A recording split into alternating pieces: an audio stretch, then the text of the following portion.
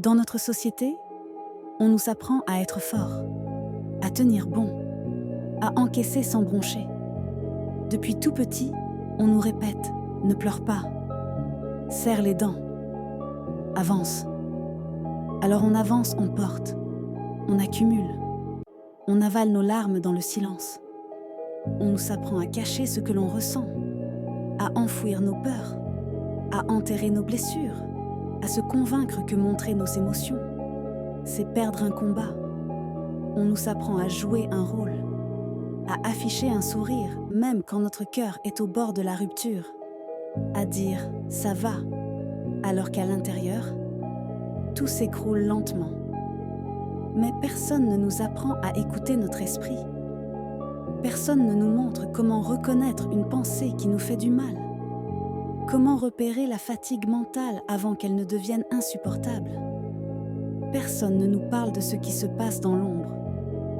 Dans ces nuits où on n'arrive pas à dormir. Dans ces moments où le cœur bat trop vite sans raison. Dans ces instants où on se sent vide, mais obligé de continuer comme si de rien n'était aujourd'hui. J'aimerais prendre le temps qu'on ne prend jamais, le temps d'ouvrir un espace où les émotions peuvent enfin respirer, parce que la santé mentale est encore beaucoup trop négligée au Sénégal. Elle est reléguée au second plan, comme si l'esprit n'était qu'un accessoire, comme si seul le corps méritait d'être soigné. Lorsqu'une personne ose dire qu'elle traverse une période difficile, qu'elle se sent perdue, piégée dans sa propre tête, qu'elle n'a plus d'énergie, plus de courage, plus de souffle, qu'elle n'arrive plus à gérer ses émotions, on lui répond souvent « ça va passer ». Tout le monde traverse ça. Il faut être fort.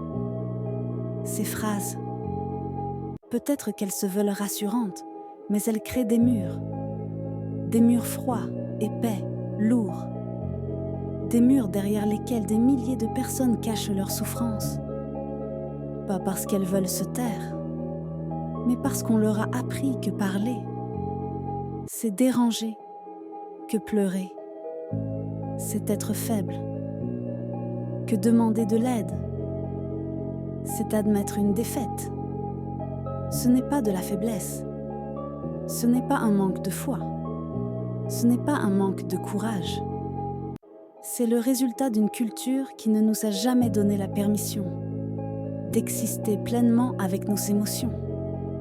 Au Sénégal, tant de jeunes, d'adultes, de parents, même d'enfants, portent dans leur cœur des émotions qu'ils n'arrivent pas à nommer.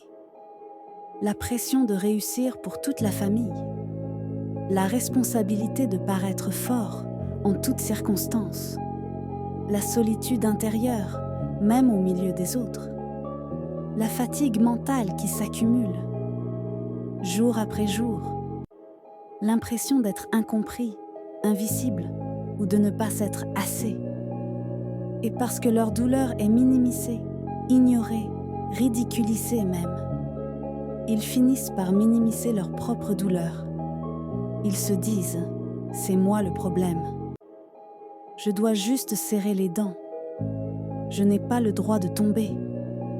Alors ils s'enferment dans un silence qui fait mal, un silence qui étouffe. On fait comme si l'anxiété n'existait pas ici, comme si le stress n'existait pas ici, comme si la dépression était une histoire inventée ailleurs. Mais les émotions humaines ne connaissent pas de frontières. Elles n'ont ni nationalité, ni religion, ni âge. Elles nous touchent tous. Elles nous renversent tous. Elles nous appellent tous. On confond souvent la force avec le silence, la maîtrise de soi avec l'autodestruction. Pourtant, même le stoïcisme, le vrai, ne dit jamais de nier ce que l'on ressent. Il dit de comprendre, d'observer, d'accueillir, avant de transformer. Il n'y a rien de noble à prétendre que tout va bien quand on s'effondre de l'intérieur. La vraie noblesse, c'est la lucidité. C'est le courage de reconnaître ses fractures, de dire « je vais mal, et j'ai besoin de me comprendre. Je veux changer, je veux guérir, je veux me reconstruire. Imagine une société où chacun pourrait dire cela, sans être jugé, sans être traité de fragile, de faible, de trop sensible. Imagine une société où l'on écoute vraiment, où l'on soutient sans minimiser, où l'on prend soin de l'esprit autant que du corps. Cette société, elle est possible. Mais elle commence par une seule chose, la vérité. Regarde autour de toi. Combien de personnes sourient, juste pour masquer leur douleur? Combien portent toute leur famille sur leurs épaules, mais n'ont personne pour les écouter? Combien se sentent fatigués mentalement, perdus, épuisés, sans savoir comment mettre des mots sur ce qu'ils vivent? La souffrance psychologique existe ici. Elle marche dans nos rues, elle dort dans nos maisons, elle s'assoit avec nous à table. Mais on la cache sous des sourires forcés, sous des responsabilités écrasantes, sous la peur du regard des autres. Et tant qu'on n'en parle pas, elle ne disparaît pas, elle s'enracine, elle grandit, elle nous avale doucement, mais sûrement. Si tu m'écoutes en ce moment, retiens ceci. Tu as le droit d'être fatigué, tu as le droit d'être perdu, tu as le droit d'avoir mal, tu as le droit de demander de l'aide. Rien, absolument rien, ne fait de toi une personne faible. Être fort, ce n'est pas porter tout le poids du monde en silence. Être fort, c'est être honnête avec soi-même. C'est reconnaître ses limites pour ne plus se laisser écraser par elles. Il est temps de briser les chaînes du silence, d'éclairer ces zones d'ombre où nos émotions se cachent, de créer un dialogue authentique sur la santé mentale. Il est temps d'écouter les histoires qui résonnent dans les cœurs, de tendre la main à ceux qui se sentent seuls dans leur lutte intérieure, de bâtir des ponts entre nous pour ne plus jamais laisser quelqu'un souffrir en silence. Nous devons redéfinir ensemble la notion de force. Force ne signifie pas l'absence de douleur, mais la résistance envers l'indifférence. Force, c'est accepter d'être vulnérable pour grandir et guérir ensemble. C'est en parlant, en partageant nos récits, en soutenant les autres que nous trouverons notre vraie puissance. Une puissance qui repose sur l'amour, la compassion et l'humanité.